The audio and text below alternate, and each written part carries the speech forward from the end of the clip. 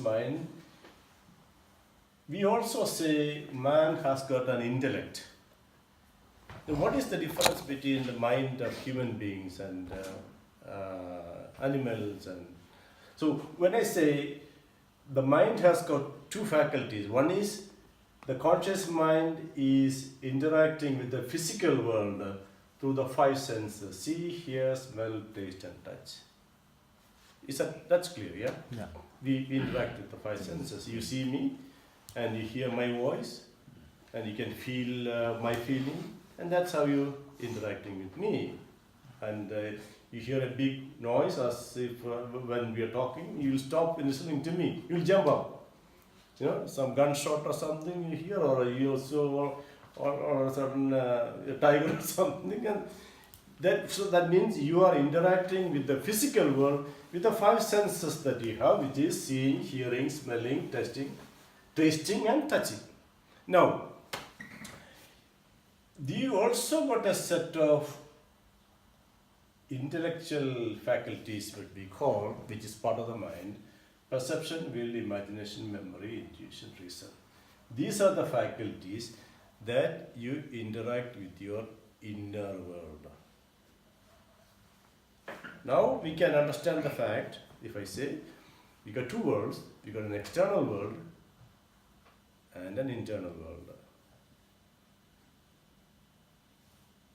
And when we say thinking actually happens through the intellect that we have, through these faculties. What do I mean by that? When I say, what is thinking? I mean, I want to, if I want to eat dinner, such and such, what food, and tomorrow morning I have to do this. These are not thinking. These are what we call the mental exercise.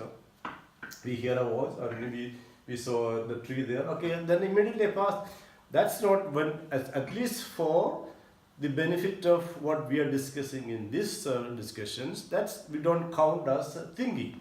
That is mental exercises. That's every animals, every birds, every creature is happening. But there is these faculties, and developing these faculties is what thinking and growing is all about. And these faculties are perception. Perception is when it is not about what is real out there, but what picture, what interpretation that we give it to. In other words, we do not live in a real world, live in a world which is interpreted. We give meaning to everything that happens in our life. That is an intellectual faculty. Will, the two thoughts that comes into my mind, I can use my will to hold the thought that I want to hold or entertain. You are not actually a victim or a slave of whatever thoughts that come. That, of course, that comes. But then I have a will where I decide what do I need to think. Then imagination, that's what we are going to say now. What is imagination going to? Imagination is what we already create something in our mind. We will go more into that. So let me, memory is what? I can remember things of the future. We are talking about the meeting that will be happening next week, Wednesday at 4:30.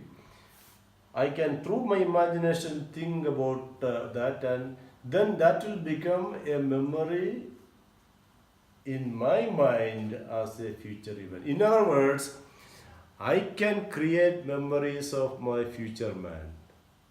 Does it make sense? When I say, Victor can meet the future Victor.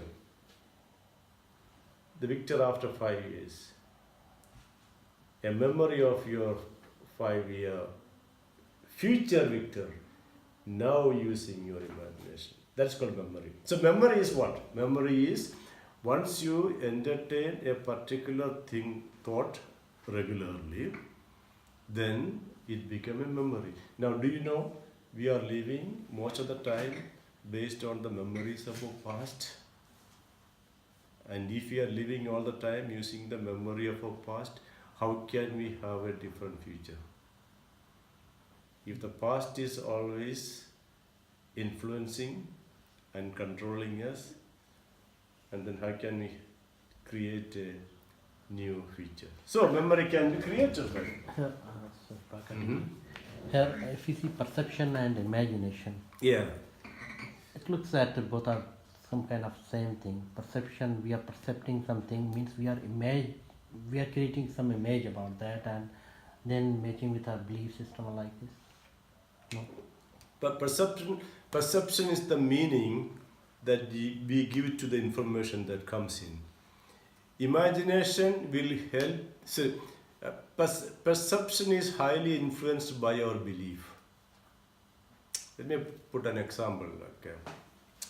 We both see a particular incident, Yeah. and we both try to explain this to somebody else.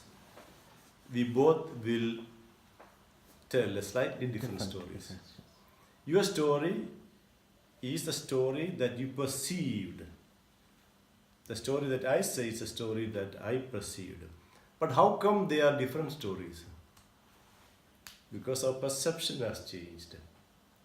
And what changed our perception? Our belief, our self-image, our conditioning. A typical example, if I can relate, Yeah. like the salesman who was sent to Africa to sell shoes. I think it's very popular, you might have heard. A company had sent a salesman to sell their shoes. He landed in the country, and so nobody was wearing any shoes. So he sent a message to the company. Nobody is wearing any shoes here, so there is no point, No market. no market. Hmm. So they sent another person. The second man went there. As soon as he landed, he sent a message to the company. Nobody is wearing any shoes here. Send one container immediately. Hmm.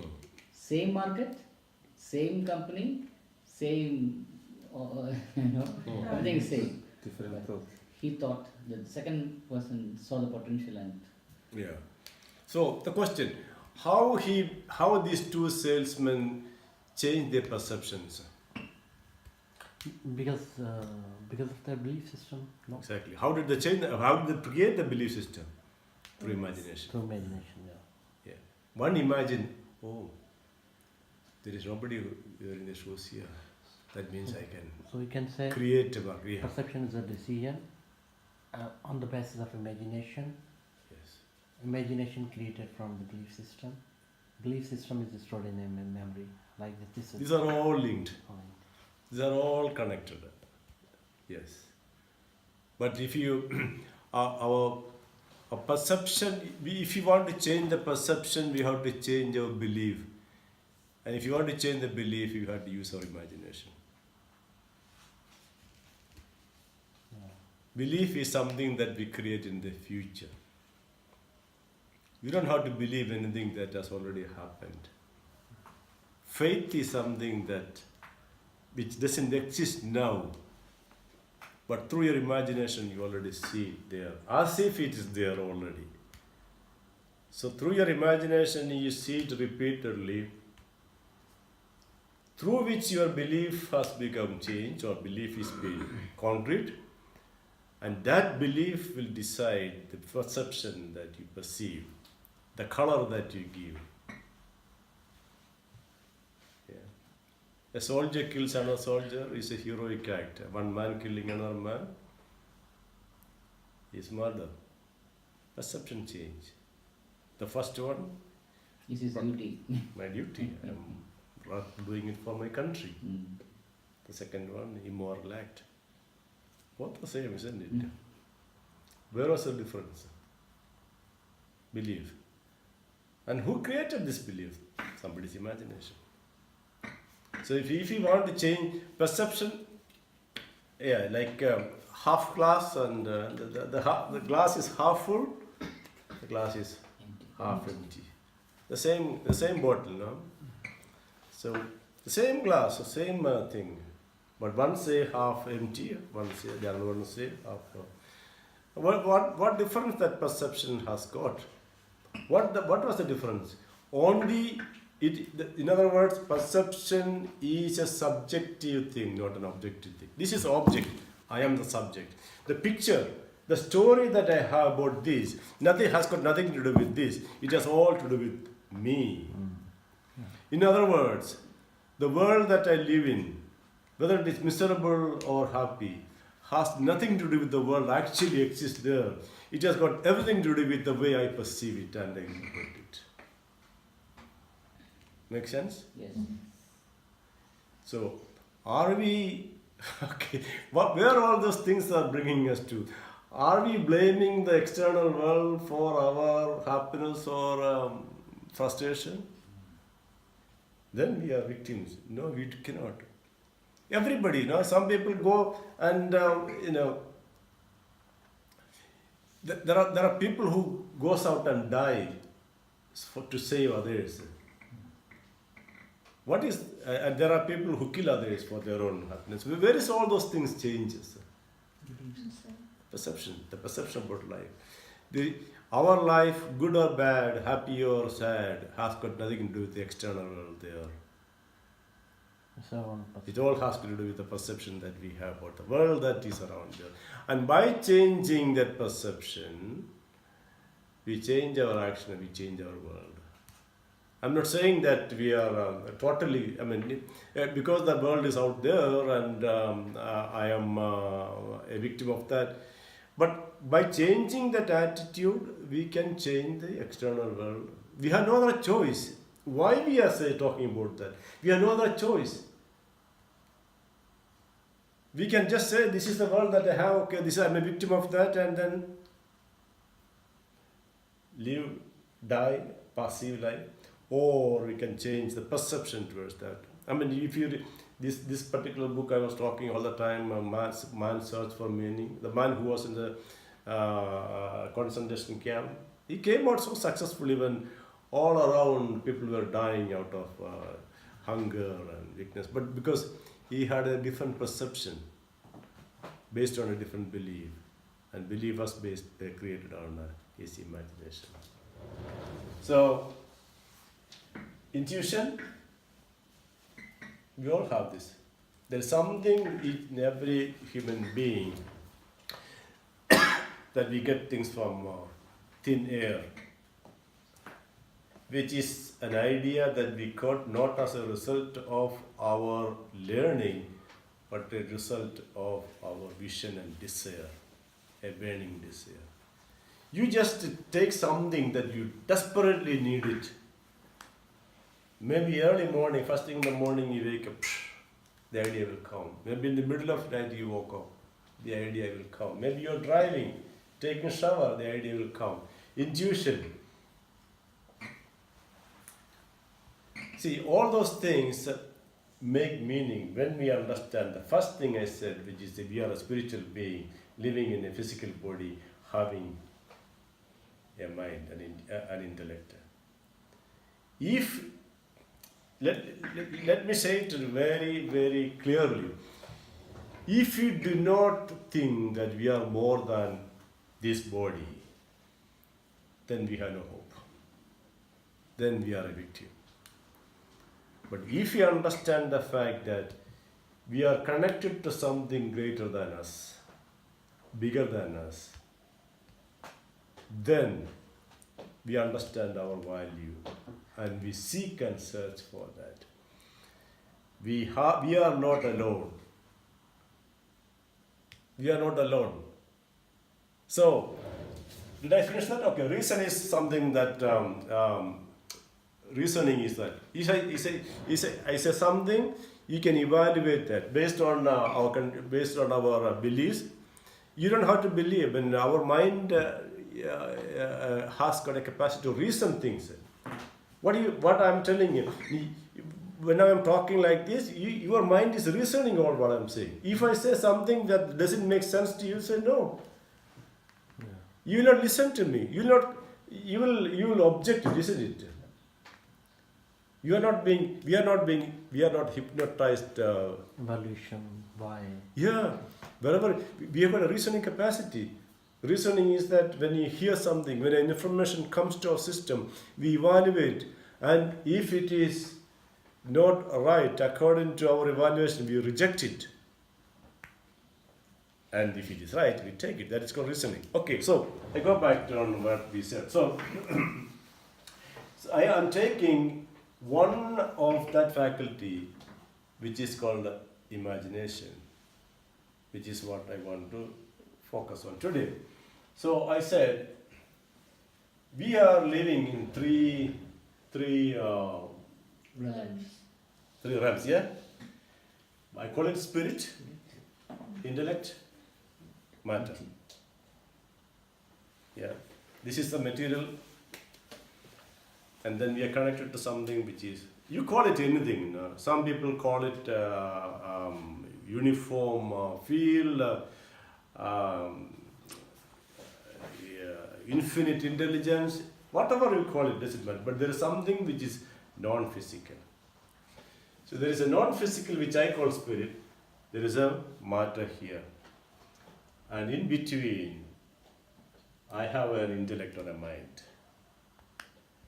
And using my mind, using the five senses, I interact with the physical body. And then, using my intellectual capacity, faculty, which I said, I can reach here. Now listen this. Anything that has been created is initially created or originally created here. It's all in the mind. Nothing is created in the physical world which was not originally created in the non-physical world. Questions? Disagreement on that? No. Just imagine, this chair I'm sitting, the first man, the caveman, he was sitting on a stone. But that wasn't. And then he thought it could have been nice if I could lean on something and hang my legs down. And he came out with something for the first time, which is what a chair is, isn't it? Then now I have got a better chair, and then somebody thought about why should not I make a chair which is a wider, which we call sofa. So what I mean to say is that, where was the chair initially made? Mind. In his imagination, yeah? In his mind, using his imagination. There was nothing, but this gentleman, we don't know who it is, but whoever it is, he was sitting on a stone. And he thought about the possibility of something that he can lean his back on and hang his legs down. And that is the birth of a chair. Not when it was actually made. Right, brothers? They didn't have a pilot license, did they? Yes. And they thought of the possibility of flying. And the people said they were lunatics, actually. They were discommunicated from the community they were. Yeah.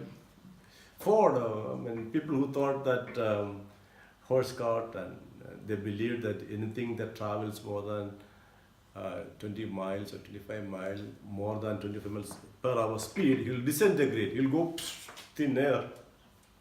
And that's a time Ford said no. He found out. So Edison, 10,000 times, because he believed it's possible. Kerosene oil only. Now we got this light. So everything that started is started there in the spirit. So what was the vehicle that was used to create it in the non-physical realm, in the spirit? What was the faculty that has been used? Imagination. Imagination is the faculty that we can go up there. When I say up, it can be in, wherever it is. I'm not talking about the location. I don't know whether non-physical can be defined based on a location. But imagination is a faculty that you can go into that non-physical world and create things for our life, for anything that happens in our life. And once we create something and we continuously try to crystallize that thought, that's what we call in our life a desire. If we know that how to develop that imagination, and then how to develop or use that imagination. If using that imagination that we can invent things like a plane or a motor car or anything, is it wrong to say that we can create anything about our life also? Logical? Yeah. So if we want to create anything in life, what shall we do? Imagination. Use We- imagination. We create it. How we create it? We got a faculty called the imagination. And thoughts. Exactly. Using your imagination, I can create my tomorrow. So in other words, I am a product of my thoughts. But you go into my future, and then I can create my world and my life. Let it be anything. Let it be money. Let it be health. Let it be a relationship. What else? I mean, anything that you need. There are various areas in our life. I have got a bad, my relationships are not good. You know what we do? Create in our imagination that relationship be smoothened and beautiful, etc. And then we will take it up as if it is true, and then we will act. So I think that, okay, let me why that is true. Okay, this also, then maybe we'll finish with that. Why that is true, this imagination. You know, this is the painting in a primary school when the kids study. They got this painting book. They got this black and white dotted lines, and there will be a color numbers and then this small kids, they can use that color from the color box and paint it, and eventually they can make that picture. That's how paint by numbers. This is exactly the philosophy that work in creating our life also, but it works the reverse way. You see it in your imagination and mind, the finished product first. Instead of the paint numbers, you got neurochemistry. I mean, that's another topic which we have already studied, but it happened. The more you see that picture in your mind, through your imagination, instead of the color picture, the neurochemistry and the neurology, the physiology, all those things will develop, and eventually that will appear on the physical world. In other words, whatever we can see so clearly up there in our non-physical world, in our mind, through imagination, the more sharper, more clearer it comes, it will be manifested in the physical world. That's the law.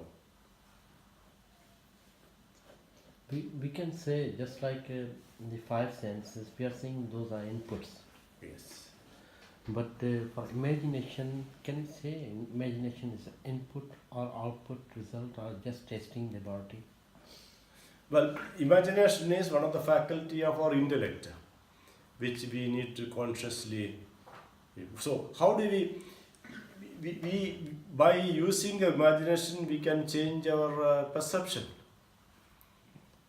See, if I am a bad guy, and you can, in your reaction, you can change by having a different vision, and there you can use that imagination. Maybe he has got some other problems. I mean, you can protect yourself. It so happens that when you have got a focused desire, a focused goal that is going on in life, then all those disturbances you will be already concealed. So the question is whether that imagination, that's slightly different thing. Here we are talking about by using your imagination, you create your future already, and you are in this path.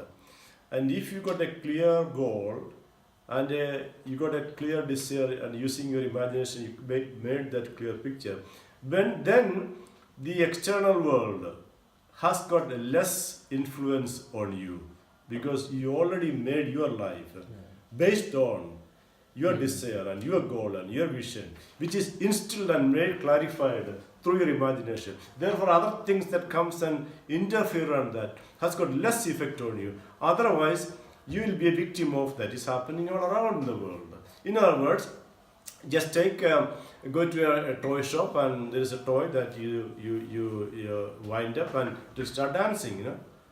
What is the key? You key that particular toy. We are also like that many a times. We are being keyed by people and circumstances around. But what we need to do is that collect all the keys and keep that in our pocket, because now we have a different vision, a different desire, a different goal, a different purpose in life, which is being created through our imagination in our mind. And because now we have decided this is our important thing, the world lost its power on you.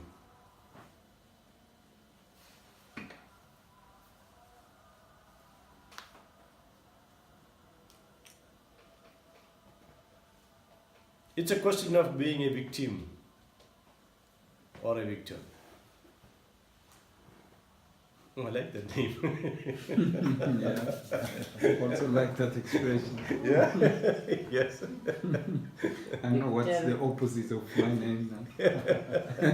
Victor is striving to move from victim to victorhood, right? From victimhood to victorhood. I think